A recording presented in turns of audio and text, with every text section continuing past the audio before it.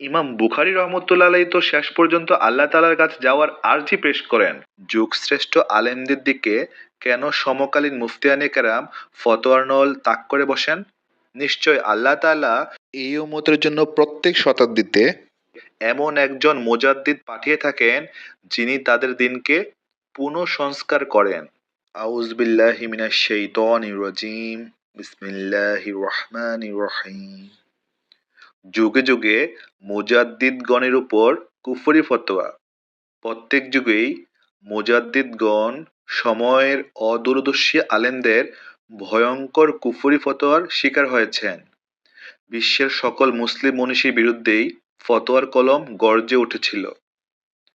বিশ্বের অসংখ্য আহলে হক ওলামায়ে কেরাম এই স্বগোত্রের প্রতিক্রিয়াশীল অদূরদর্শী মুফতিয়ান কেরামের কলমের খোঁচায় নাজেহাল হয়েছেন। আরো মজার বিষয় হলো, এসব ফতোয়া কিন্তু কুরআন হাদিসের দলিল দিয়ে দেওয়া হয়েছিল। ইতিহাস আমাদের যে চমকপ্রদ তথ্যটি দিচ্ছে তা হলো, মানুষ এসব মুফতিয়ানে কেরামের নাম মনে রাখেনি, বরং কালের গর্ভে তারা হারিয়ে গেছেন। কিন্তু ফতোয়ার শিকারী মনীষীদের নাম ইতিহাসের পাতায় আজও জল জল করছে। শাহ ওয়ালিউল্লাহ দেহলভী রহমতুল্লাহ আলাইহি, মাওলানা কাসেম নানাতুবি রহমতুল্লাহ আলাইহি, মাওলানা সাইয়্যেদ হোসাইন মাদানী রহমতুল্লাহ আলাইহি, মাওলানা ওবায়দুল্লাহ সিন্দি রহমতুল্লাহ আলাইহি, আল্লামা ইকবাল রহমতুল্লাহ আলাইহি, মাওলানা আবুল কালাম আজাদ রহমতুল্লাহ আলাইহি সহ প্রত্যেক যুগের নকিবদের উপর ক্ষণে ক্ষণে ভয়ঙ্কর কুফরি ফতোয়া আরোপিত হয়েছে। কিন্তু কেন এমন ঘটনা ঘটে? যুগশ্রেষ্ঠ আলেমদের দিকে কেন সমকালীন মুফতিয়ানে কেরাম ফতোয়ার নল তাক করে বসেন?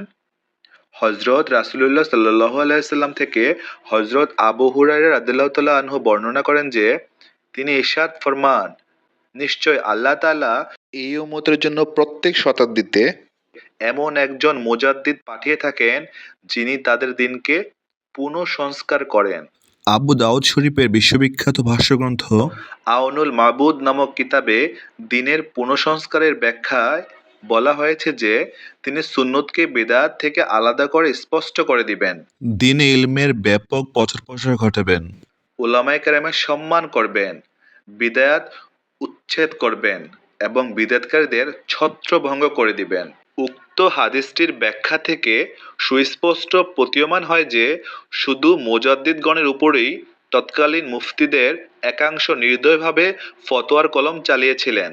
কারণ নবীন আলেমগণ সর্বদা পূর্ববর্তী ওলামায়ে কেরামকে অনুসরণ করে থাকেন।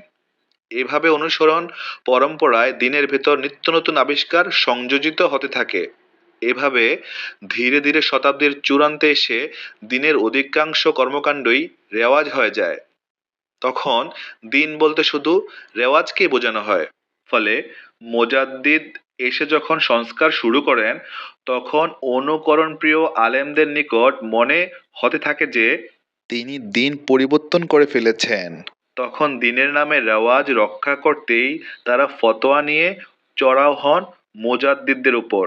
ইমাম বুখারী রহমতুল্লাহ আলাইহি তো শেষ পর্যন্ত আল্লাহ তাআলার কাছে যাওয়ার আর্জি পেশ করেন। মিশকাতের সরা মিরকাতুল মাফাতিহের মাকতাবায়ে রশিদিয়ার সংস্করণে ইমাম বুখারীর জীবনী দেওয়া আছে। পড়লে চোখ দিয়ে অঝোর ধারায় অশ্রু প্রবাহিত হবে। মুফতিয়ান কেরামের কাছে কেন তাকে এত সমালোচিত, নাজেহাল ও অপদস্থ হতে হলো? এ প্রশ্নের জবাবে উপমহাদেশের অন্যতম মুহাদ্দিস জফর আহমেদ ওসমানী রহমতুল্লাহ আলাইহি বলেন, মানুষ ততক্ষণ সিদ্দিকিন তথা সর্বোচ্চ বুজুর্গি লাভ করতে পারে না যতক্ষণ অনুরূপ ৭০ জন বুজুর্গ তাকে কাফের ও মুরতাদ ফতোয়া না দেয়। আউলিয়া কেরামের বেলায় এটি আল্লাহ তাআলার চিরাচরিত নিয়ম।